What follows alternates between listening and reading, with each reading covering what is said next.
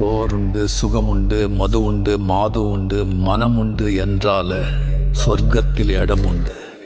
போடா.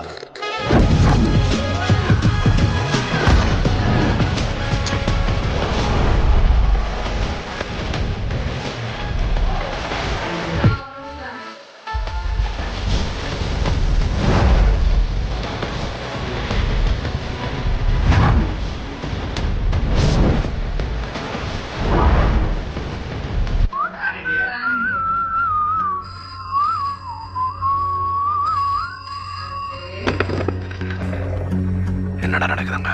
ஒருத்தன் கூட போன் எடுக்க மாட்டீங்க. உள்ள வந்தவன முடிச்சிங்களா இல்லையா?